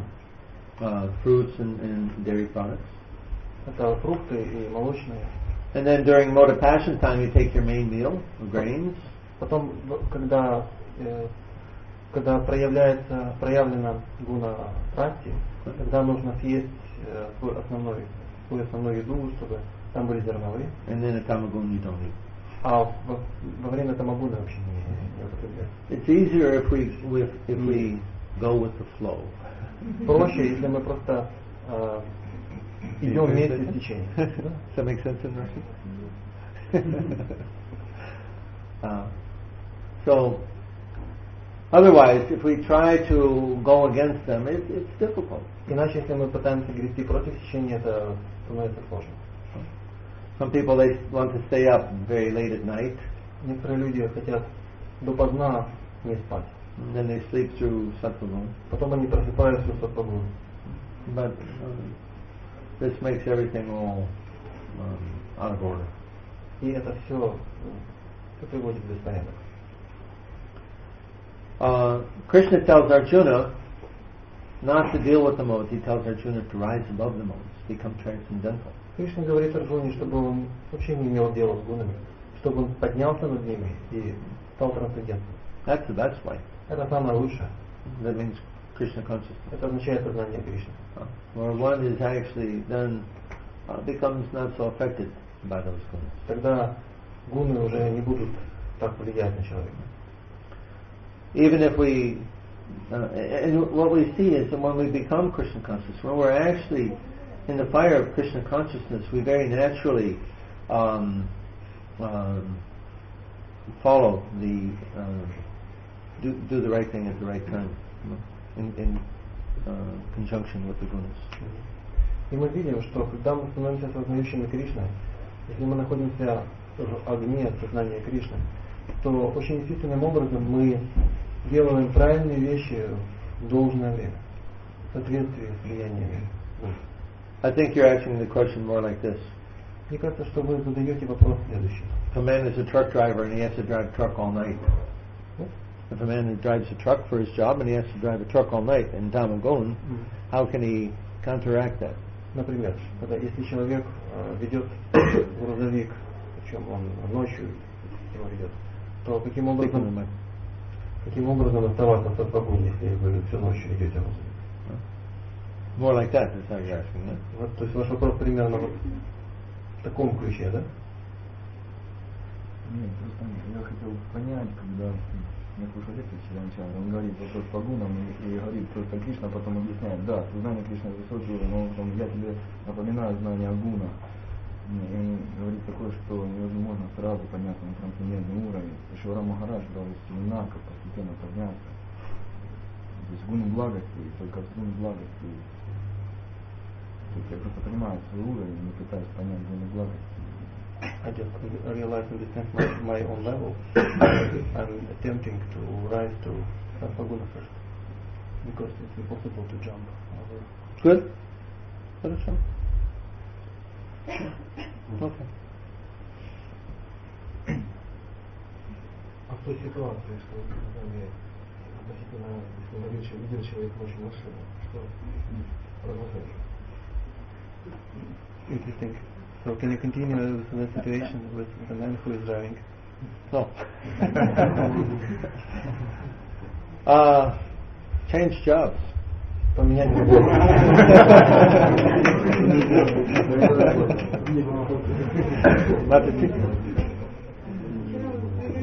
Говорили о том, как царь работал с исходами, что он давал земли, где может пастись коровы. Как сейчас человеку, который живет в городе, и он принял решение уйти жить в село, как он может уйти хозяйство, если он знает, что в основном есть частная собственность, как на это смотрят ведические знания и какие шаги должен применять человек, который собирается создать общину, и он хочет заботиться о коровах, что должен он делать?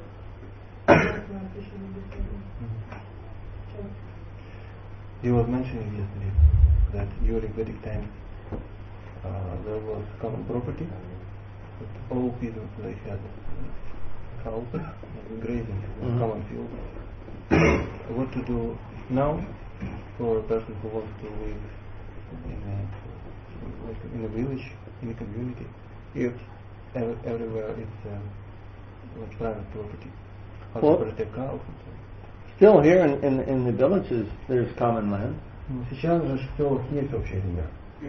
Practically speaking, whenever I go in villages, I see all the cows, they're going and eating together. Практически говоря, везде, где бы я не ездил, по селам, я видел, что по общей земле пасутся все коровы вместе. So that's not a problem here yet. Потому здесь еще это пока не проблема. It's a problem in America, you can't do that. Вот в Америке, да, это проблема, там вы это не можете делать. Not here in Ukraine. Но здесь в Украине это не проблема. Был разговор на фестивале в стране. Один преданный сказал, что для того, чтобы взять корову, нужно иметь 1 гектар земли своей собственной. Как бы это достаточно легко. Сон? Есть вот такое учение? Восстановление сна? Нет, восстановление GBT. ну да, вот это Рекомендация. да. There was, she was talking to one devotee on the festival who was saying that according to recommendation of GBC, if person wants to have a cow, he needs to have 1 hectare of land. His private land. It's a good idea. Хорошая мысль. I don't know much about cows, but I think that's probably a good idea. Я не знаю слишком много о коровах, но похоже, что это неплохо. I think, in fact, in America, Balabhadra, who's the secretary of ISKCON for such things, I think he says that we should have 2 hectares per cow. Мне кажется, что Or no, 2 acres, so 1 hectare, yeah. He says the same thing. в Америке секретарь ИСККОНа, который занимается подобными вопросами, Прабху вспомнил, что он говорил то же самое. Те же цифры.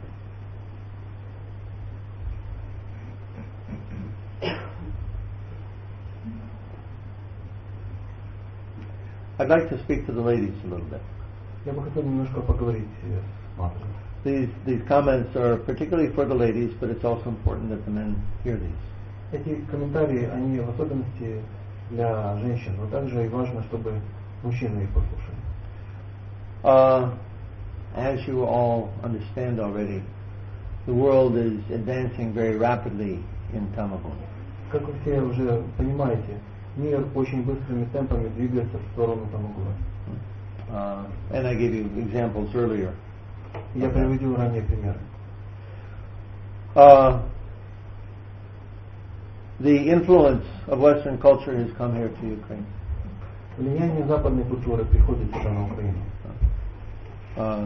Through media, through movies, Через фильмы, через средства массовой информации, music. через музыку. You have MTV here also. У вас тут MTV есть? Through that, things like that. Ну, через подобные вещи. So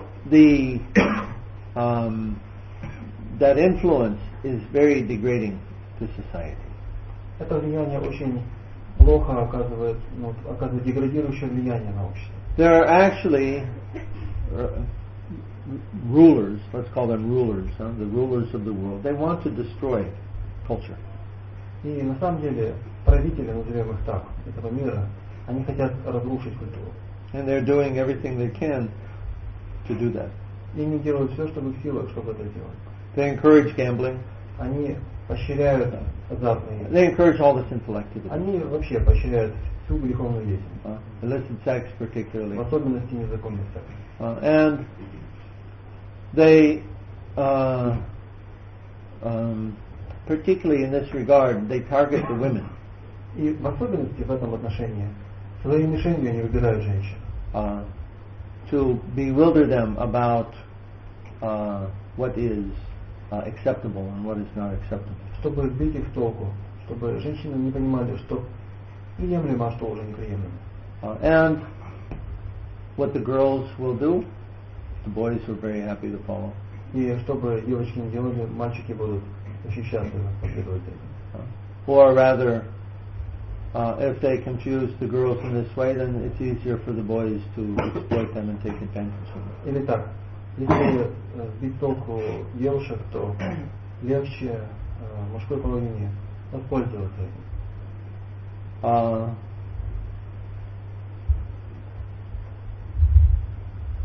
It's becoming, and we can see these trends specifically in fashion. Мы видим в особенности эти тенденции проявляются в моде. About 20 years ago, maybe a little bit more, there was a couple of black men had a television show, and примерно 20 лет назад, может чуть больше, была пара темнокожих ведущих какого-то ТВ-шоу. And they started doing all kinds of shocking things.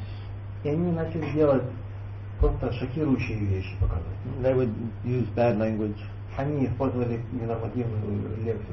And they started pulling their pants down so that their underwear would show. И они опускали штаны таким образом, чтобы было видно, чтобы нижнее белье было видно. And this then became a fad among the youth, the young men. И затем это стало модой среди молодых людей. All the young men wanted to wear their pants low on their hips with their underwear sticking out the top. Вся молодежь потом ходила именно так. Все хотели ходить так, что джинсы, они опускались, и штаны, они опускались так низко, что сверху были видны трусы. Well, that was the good old days. И это были, ну, как бы, старые добрые дни. Because at least they were wearing underwear. Because? At least they were wearing underwear. Потому что, по крайней мере, они его носили, нижнее белье. Now the way they show it, you know that they're not wearing underwear. А сейчас, то, как они это показывают, вы уже понимаете, что там ничего нет. My son wanted to follow this fashion also. Мой сын тоже хотел следовать этой моде. We went shopping for clothes. Мы пошли покупать одежду. And he's just a young man. His waist size was maybe 28 inches, something like that. И он просто молодой парень, его объем его бедер там 28 дюймов. And he wanted me to buy him pants with a waist size 40. Он хотел купить штаны, в которых был объем 40. And I told him, no, I won't do that. Я ему сказал, нет, на это я не пойду. You can't wear such things. I will not allow that. Я просто не разрешаю тебе, ты не можешь такие вещи носить. Anyway, it took about 10 or 15 years. И так или иначе, понадобилось 10 или 15 лет. And then gradually the girls start following this fashion also. И постепенно и девушки стали следовать этой традиции. And we see that it's currently the fashion for the young ladies to show as much skin as possible. И мы видим, что сейчас это модно среди молодых девушек, вообще среди девушек, женщин, показывать так много своей кожи, сколько возможно. So they also wear their pants very low on their hips. Они тоже очень низко опускают свои штаны на ягодицы. And anyway, we'll stop there. Тут, пожалуй, мы остановимся. And of course, this is very disturbing to the minds of young men. Конечно же, это оказывает очень такое отвлекающее, Probably old men too. Отвлекающее и сбивающее с толку влияние на мужскую половину, как на молодых людей, так и на старших. So I want to ask, so we understand from Prabhupada's teachings that culture is protected by the women. И мы понимаем из учения Шрила Прабхупады, который он ставил, что культуру защищает женщина. It's the ladies who determine the level of morality in a culture. Именно женщины определяют уровень морали в культуре. And so I want to appeal to our Krishna conscious ladies to please protect culture. Я бы хотел обратиться к женщинам, которые в сознании Кришны. Пожалуйста, защитите культуру. Not to follow the modern fashions. Не следуйте этим новым веяниям моды. And to protect yourself from those influences. Защитите себя от таких влияний. Don't read Cosmopolitan magazine. Не читайте журнал «Космополитен». Okay? This is Maya. И тому подобное. Потому что это Майя. And I'm sure there's others like that, but they're also just as destructive. Я уверен, что есть еще много других подобных журналов, но и они оказывают такое же разрушающее влияние. It's your duty to protect culture. Это ваш долг защитить культуру. By maintaining your chastity. Когда вы поддерживаете свое целомудрие. Of course, the very good example of that is the wife of Dhritarashtra. Конечно, самым лучшим примером этому жена Gandhari. Гандхари, жена Dhritarashtra. She was so chaste that even though she could see, because her husband was blind, she also covered her eyes. Она была настолько целомудрена, что она завязала свои глаза, потому что ее муж был слепым. She could understand that if she allowed herself to be in a better position than her husband, that soon she would start to think less of him. она была разумна, она была способна понять, что если она позволит себе находиться в более высоком положении, чем он, то есть быть зрячей, а она вскоре станет думать о себе выше. There's other examples of ideal ladies in the Srimad Bhagavatam. Есть и другие примеры идеальных женщин в Шримад Бхагаватам. It's very important for you to maintain your relationship with your husband in a proper way. Очень важно для вас, чтобы вы поддерживали взаимоотношения с мужем правильным образом. And that is to keep yourself in a subordinate position. И это заключается в том, что вы занимаете подчиненное положение перед ним. Now, that's not a politically correct statement. Это не политически корректное утверждение. Because in the modern day, the propaganda is that men and women are equal. Потому что сейчас идет пропаганда, что мужчины и женщины равны. But what this does is destroy the relationship between men and women. Но что происходит? Просто разрушаются взаимоотношения между мужчиной и женщиной.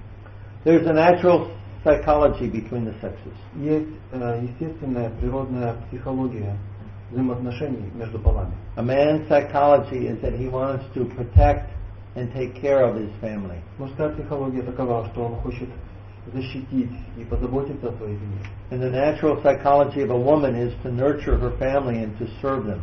А естественная психология женщины – это питать семью и заботиться. And when this to take care of them, to nurture them, and to serve them. Простите, и служить.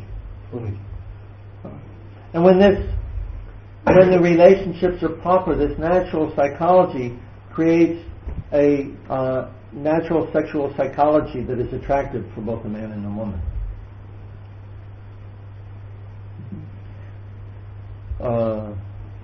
When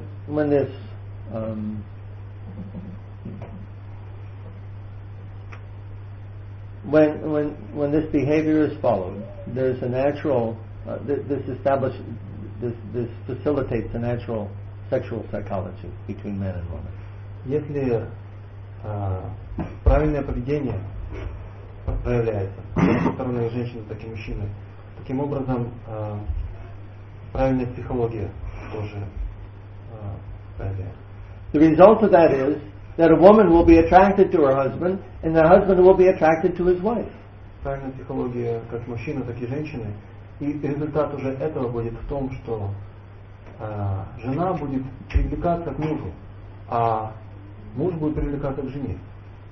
Now, and sometimes in Krishna consciousness we may say, "Oh, that's Maya."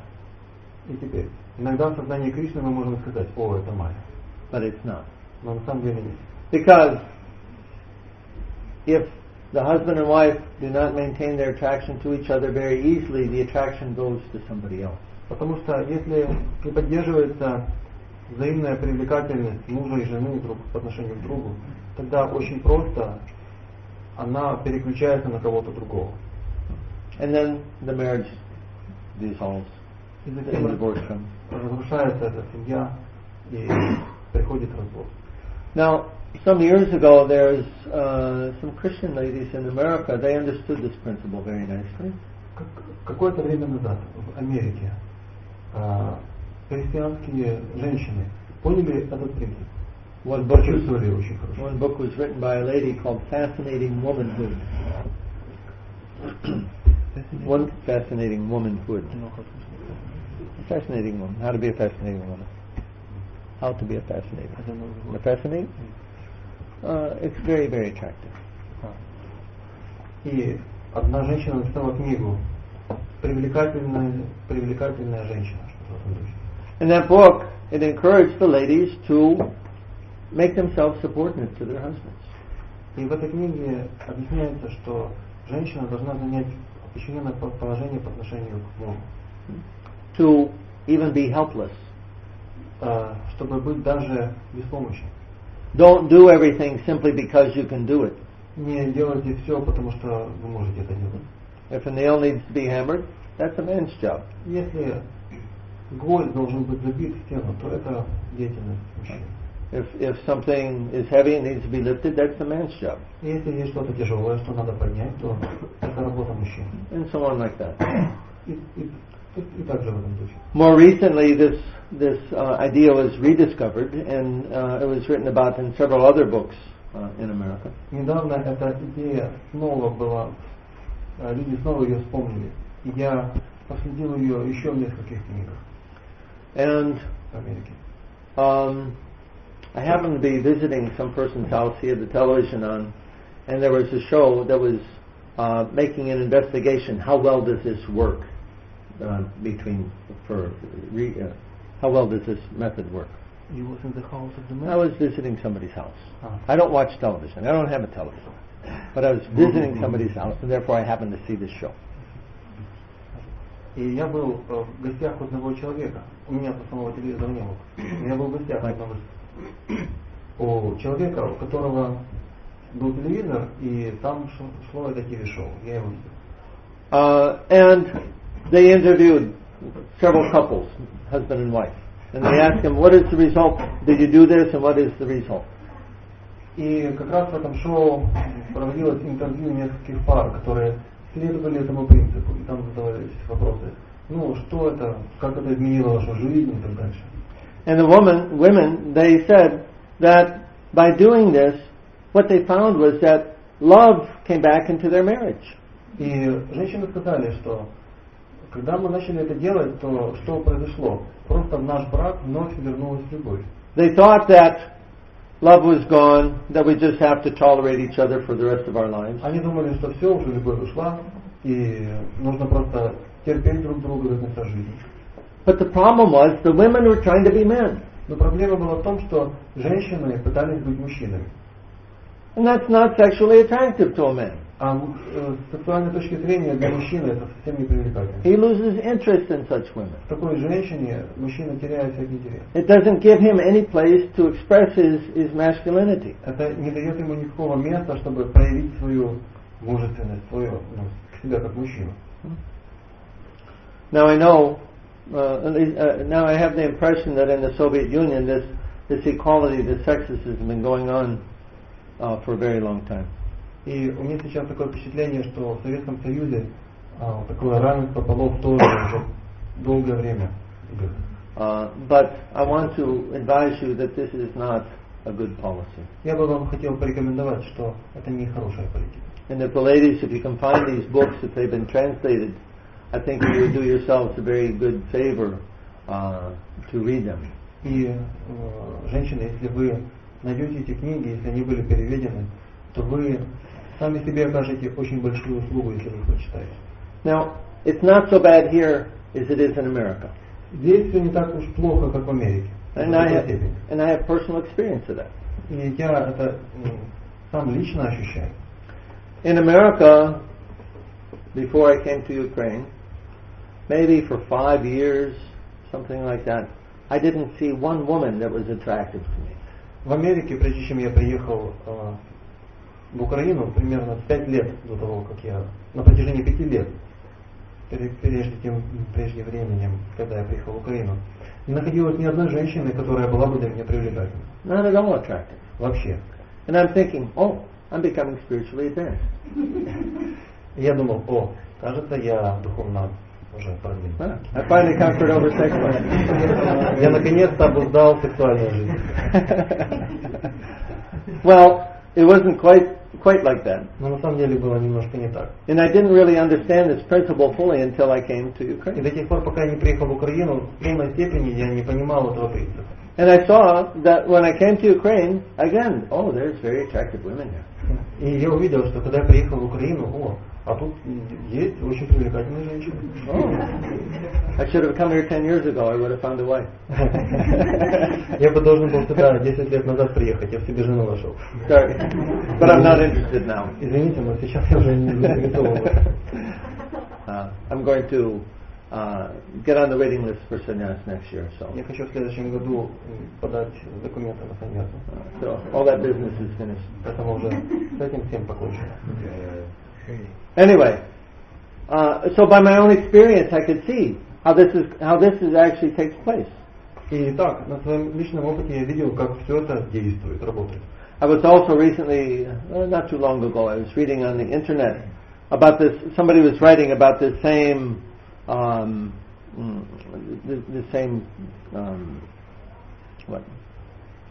same point. И совсем недавно в интернете я прочитал, как кто-то писал о том же самом. And oftentimes, on these articles, they have allow people to make comments below, and I was reading some of these comments. И знаете, как часто это в интернете, есть возможность оставлять комментарии под статьей, и я также читал эти комментарии. And there was one person I remember from Denmark making a comment that was interesting. И я помню, как нашел интересным один комментарий человека из Германии. He said, you can't tell the difference between the men and the women. Он сказал, да уже невозможно найти какую-то разницу между мужчиной и женщиной. They dress the same. Они одеваются так. The hair is the same. У них волосы такие же. They look the same. Они выглядят так же. And it's not attractive. И они не привлекательны.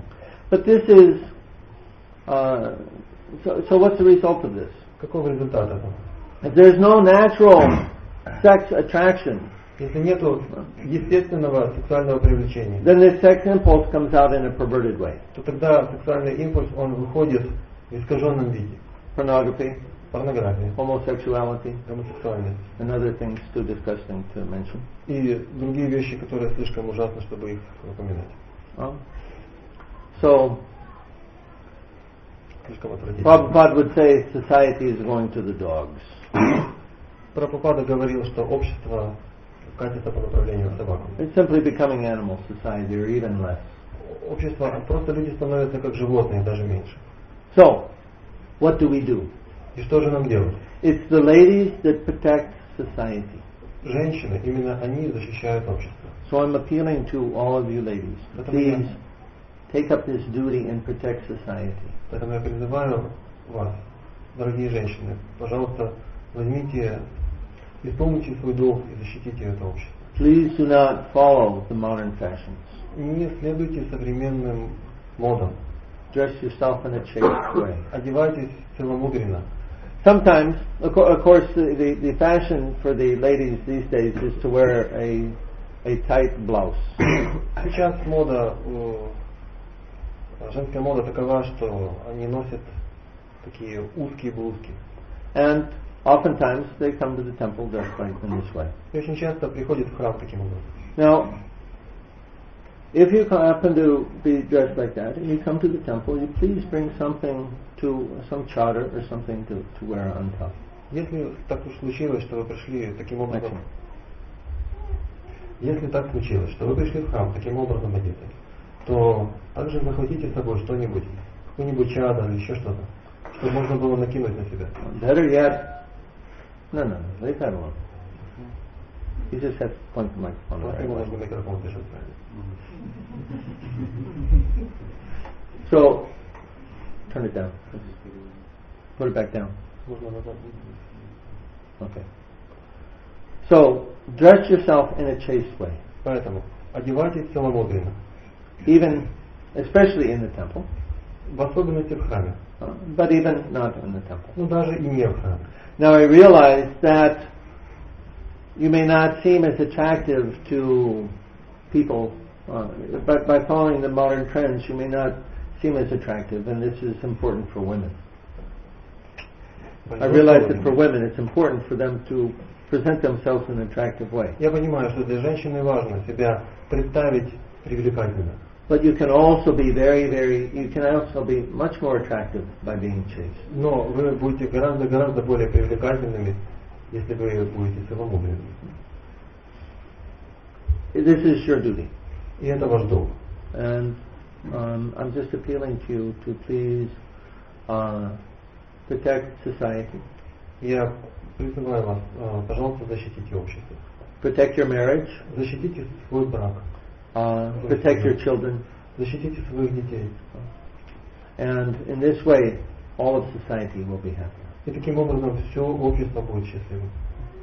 Thank you very much. Большое спасибо.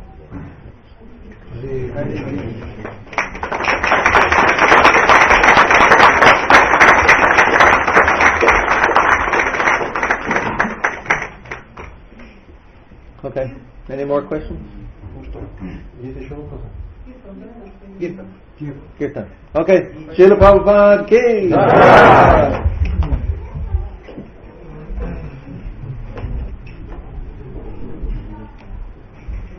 So nice lecture. I hope we can take it from